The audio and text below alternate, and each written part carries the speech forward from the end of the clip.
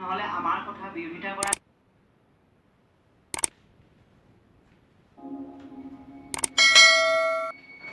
খুৰা তুমি আজিকালি মোক স্কুলৰ পৰা আনানিয়া কিয় নকৰা মোৰ সব ফ্ৰেণ্ডে তোমাৰ কথা সুধি থাকে মই কৈছো তোমাৰ গা বেয়া কাৰণে তুমি শুই আছা কিন্তু তুমি ইমান দিনৰ পৰা কিয় শুই আছা খুৰা উঠা না প্লিজ উঠা না ইয়ান তুমি যদি মোৰ কথা নুশুনা মই কিন্তু খুৰী আগত লগাই দিম পক্কা প্ৰমিস মই লগাই দিম প্লিজ উঠা না খুৰা এনেকে নাথাকিবা চোন উঠা না খুৰা উঠা না উঠা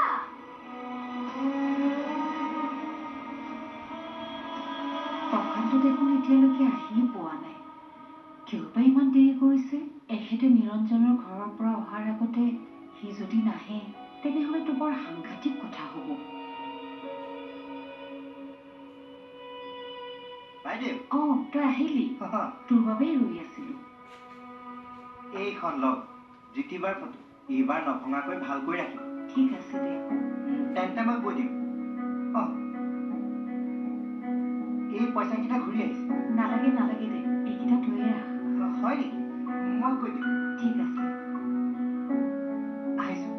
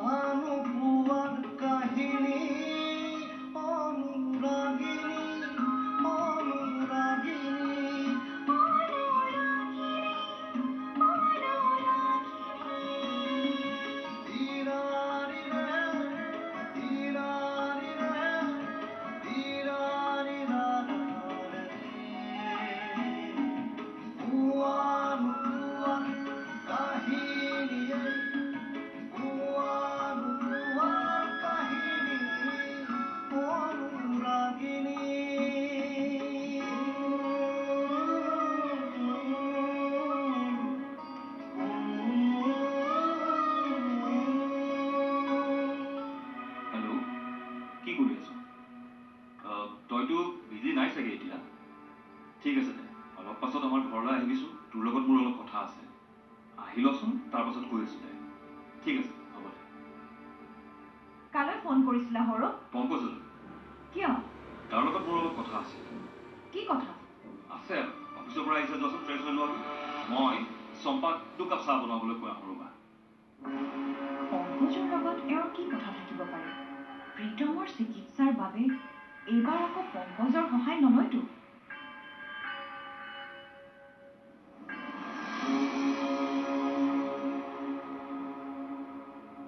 মোৰ মনটো আজি কিবা বহুত বেয়া লাগি গৈছে সঞ্জুক্তা মইনো জন্ম লোৱা ঘৰখনৰ বাবে ইমান পৰ হলো নে নিজৰ ভাইটিৰ বিয়াৰ খবৰটো মোক দিব নোৱাৰিলে চাজুতি সপোনে যদি তোক খবৰ নাই দিয়া তেনে তোৰো লোৱা দৰকাৰ নাই আৰে ময়ো তাক নিজৰ ভাইটি বুলি ভাবিছিলো সিটো কিমান নেগলেক্ট কৰা বুলি জানি তাৰ ওপৰত মোৰ খঙে উঠিছে এতিয়া এনেকুৱা চেলফিছ ল'ৰা কাণ তলি এটা চৰ দিব লাগে নহয় একদম চিধা ৰাস্তাত আহি যাব হ'ব দে ডাঙৰ হ'ল এতিয়া তাকনো কি শাসন কৰিবি সিটো এতিয়া বিয়া পাতিব পৰাকে ডাঙৰ যদি ডাঙৰেই ল'ৰা ইমান ইমেচৰ এইবিলাক কিয় কৰে তই কিমান কি কৰা নাছিলি তাৰ কাৰণে সি তোৰ কাৰণে ছাৰক বুজাব নোৱাৰেনে সি যে তোৰ ফেভাৰত ঘৰত এটাও কথা কৈ পাইছে তাৰ ওপৰতো মোৰ ডাউট আছে বাৰু হ'ব দে মই গৈ থাকোঁ এতিয়া তই প্ৰীতমৰ ওচৰলৈ যা আৰু শুন if you need any kind of help just give me call okay হ'ব দে বাই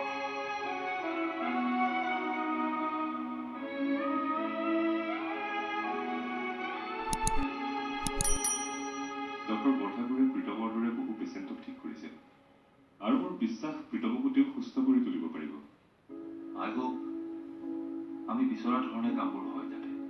মই ইতিমধ্যে তেখেতক মাতি পঠিয়াইছোৱে কিছু সময়ৰ পিছত আহি পাবহিয়ে চাগে চাচোন মই তেখেতক এবাৰ ৰিকুৱেষ্ট কৰোঁতেই তেখেত ইয়ালৈ আহিবলৈ মান্তি হ'ল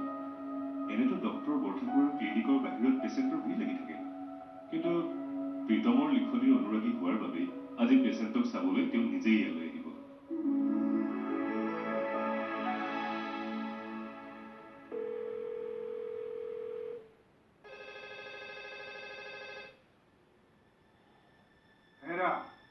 ফোনটো যে অথনিৰে পৰা বাজি আছে নধৰা কিয় হেৰা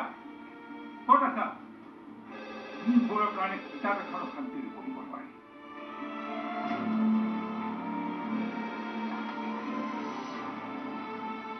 হেল্ল' খুৰী ইমান ফোন কৰি আছো ফোনটো ধৰা নাই কিয়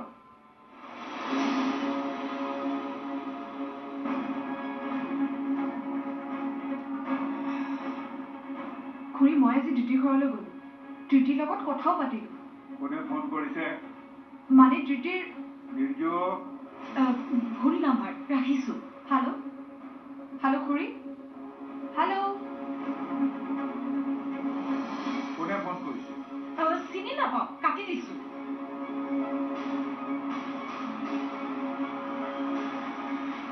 তেওঁৰ ক্ষেত্ৰত মই কোনো ধৰণৰ ৰিস্ক ল'ব খোজা নাই গতিকে ট্ৰিটমেণ্ট ইয়াত কৰাতকৈ আপোনালোকে অলপ পইচা খৰচ কৰি হ'লেও বাহিৰলৈ লৈ যাব নহ'লে কিন্তু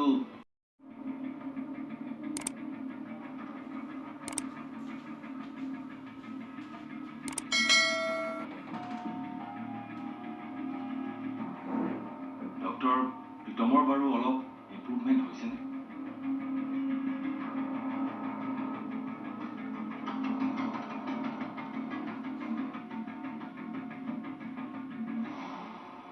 প্ৰীতমৰ কণ্ডিশ্যন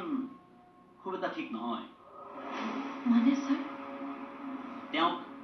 বাহিৰলৈ লৈ যোৱাটোৱে ভাল হ'ব অসমৰ বাহিৰত য়েছ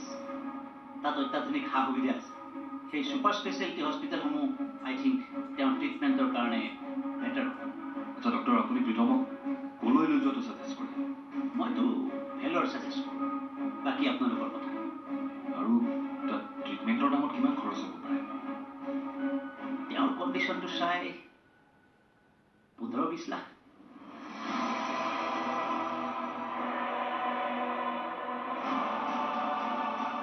তাত মোৰো কেইজনমান চিনাকি ডক্টৰ আছে লাগিলে তেওঁলোকৰ লগত কনচাল্টেশ্যনৰ ব্যৱস্থা মই কৰি দিব পাৰিম হয়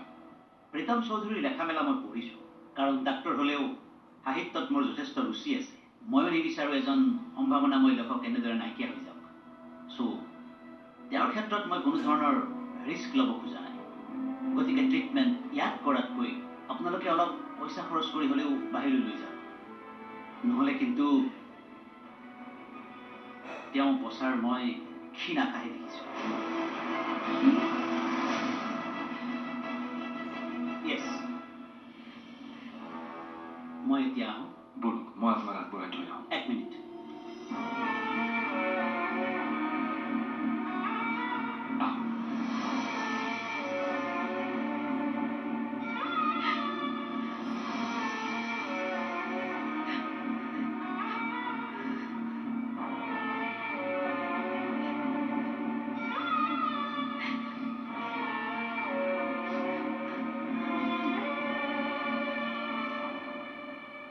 Papa, your black coffee. Coffee Yes. তুমি কিয় কষ্ট কৰিব লাগে ভূপেনক কোৱা হ'লে হ'লহেঁতেন Papa, মোৰ পাপাৰ কাৰণে কি সদায় ভূপেনে কফি বনাই থাকিব? It's not fair, Papa. Okay আৰু এতিয়া খাই পেলাই কোৱা কেনেকুৱা হৈছে?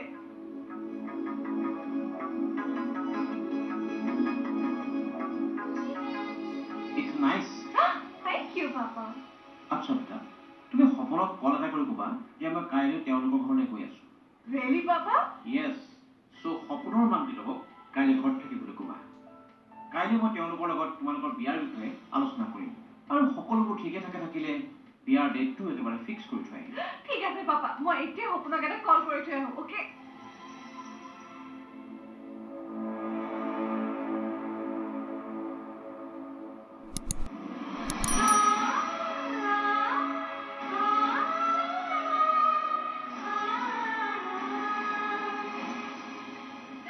মই বাৰু পইচাৰ অভাৱত প্ৰীতমক হেৰুৱাব লাগিব নেকি?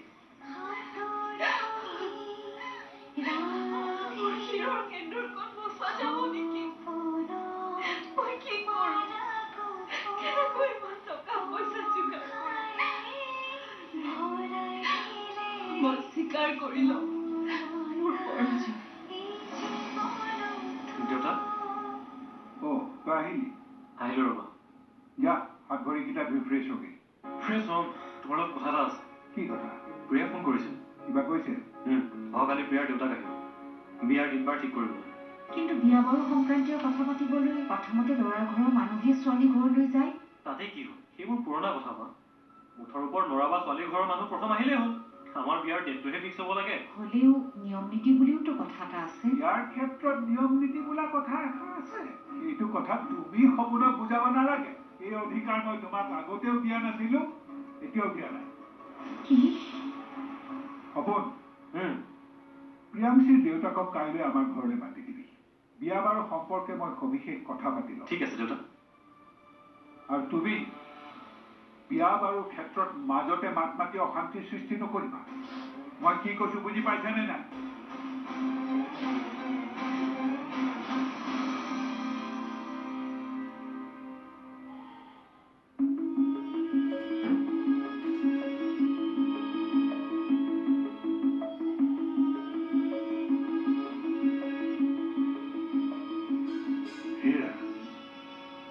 তুমি বাৰু চিন্তাবোৰৰ কৰবাত জ্যোতি বিচাৰি পাইছানে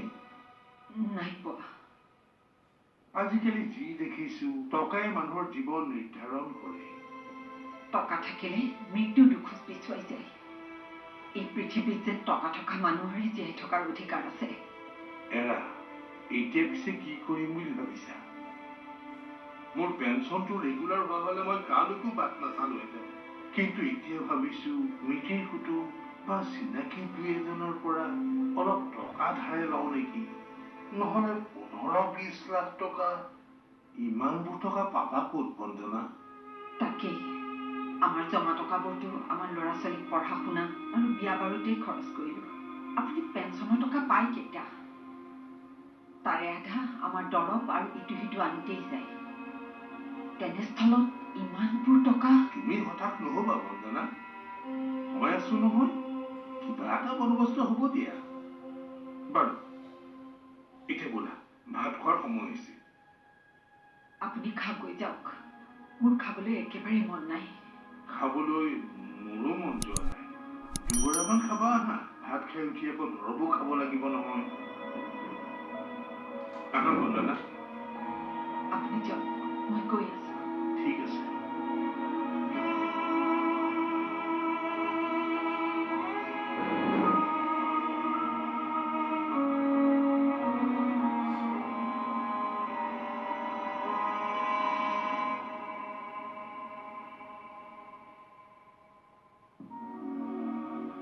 মা মা কি ভাবি আছা এনি প্ৰব্লেম নাই একো নাই চব্জিখিনি কি চব্জিখিনি দিছো আপোনাকো মোক একো নালাগে মাত্ৰ চাবা কাইলৈ যেন অতিথি শুশ্ৰূষা কৰাত কোনো ভুল নহয় দেউতাই ঠিকেই কৈছে মা চাবা যাতে তোমাৰ কাৰণে মই বিয়াৰ দেউতাকৰ আগত লাজত পৰিবলগীয়া হয়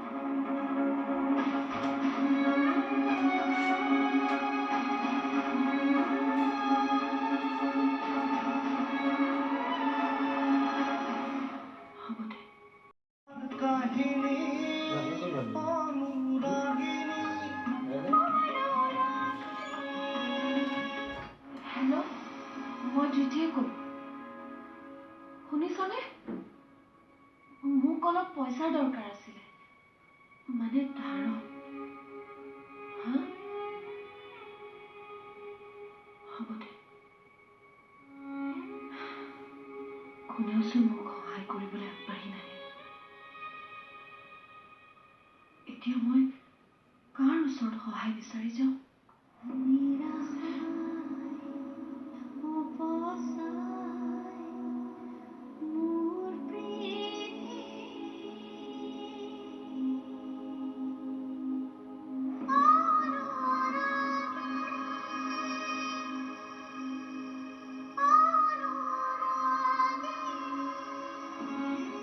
কি মাতৃ মই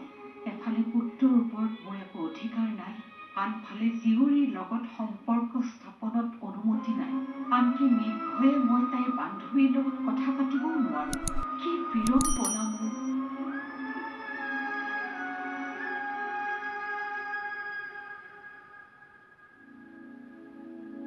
প্লিজ এৰাচোন কিয় কাৰণ মোৰ টোপনি আহিছে মই শুওঁ তুমি শুৱা বহু ৰাতি হ'ল মানে মই তোমাক টাচ কৰিলেও তোমাৰ প্ৰব্লেম হয় নেকি প্ৰব্লেম নহয় ডিষ্টাৰ্ব হয় কাৰণ গোটেই দিনটো অফিচত কাম কৰি অহাৰ পাছত মই শান্তিৰে ৰাতি জিৰণি ল'ব বিচাৰোঁ চ' প্লিজ ঠিক আছে তোমাৰ চাগে ভাগৰ লাগিছে তুমি শুৱা okay good night good night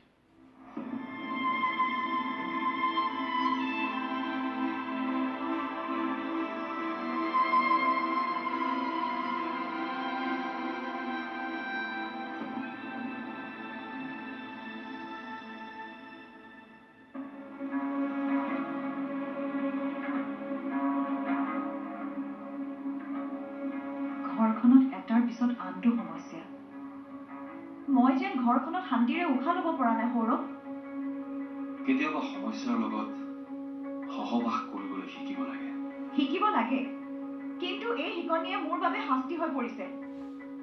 জানো কিন্তু এই সমস্যাৰ সমাধান আমিয়ে কৰিব লাগিব কেনেকৈ কি কৰিলে ইমান ডাঙৰ সমস্যাৰ সমাধান হ'ব মই কিন্তু একো ৰাস্তাই দেখা পোৱা নাই 1000 10,000 নহয় ইমান লাখ টকা আমি ক'ত পাম তাকে ময়ো সেইটো কথালৈ বৰ চিন্তিত হৈছো তোমাক কিন্তু মই কৈ থলো নিজৰ হাততীয়া টকাৰ পৰা এক পইচাও খৰচ নকৰিবা কাৰণ ফিক্সড ডিপজিট কৰি থোৱা সেই টকাখিনি বহুত কষ্ট কৰি আমি জ্ঞানৰ বাবে থৈছো সেইখিনি বাহিৰেনো আৰু টকা ক'ত আছে চেলাৰীৰ পৰা যিখিনি পাওঁ সেইখিনি ঘৰখন আৰু পৰিয়ালৰ নামতে খৰচ হয় আৰু তোমাৰ চেলাৰীৰ টকাখিনি মই খৰচ কৰিব বিচৰা নাই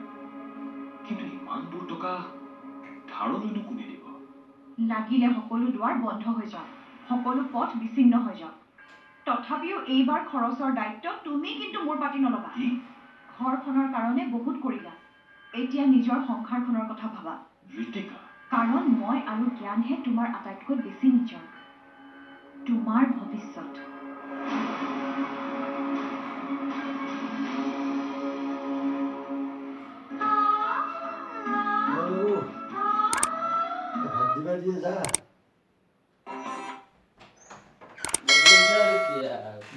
পানকৈ সাজি কাচিবলৈ যাওঁ আজি মোৰ